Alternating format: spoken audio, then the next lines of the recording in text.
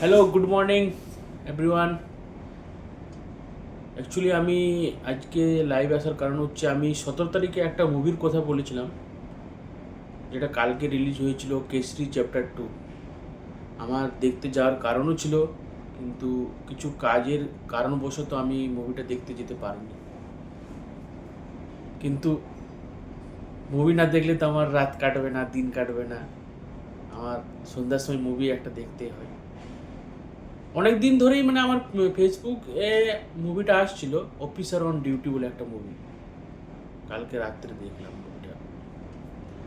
মানে কি বলবো, আমি কালকে সন্ধ্যা রাত্রি থেকে আমি ভাবছি যে বলিউডের ক্রেজ কী জন্য এত শেষ হয়ে যাচ্ছে।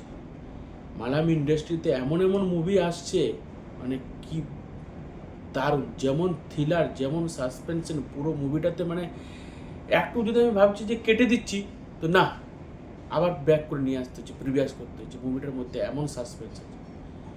টেলিগ্রাম চ্যানেলে মুভিটা অফিসার অন ডিউটি সার্চ করে নিয়ে যারা যারা দেখতে চাও দেখে নিতে পারো। মুভিটা কিন্তু খুব সাসপেন্সের মুভি। যারা মুভি ভালোবাসো, যারা মুভি দেখতে চাও, তারা দেখতে পারো। দারুণ মুভি। Bye bye, tata.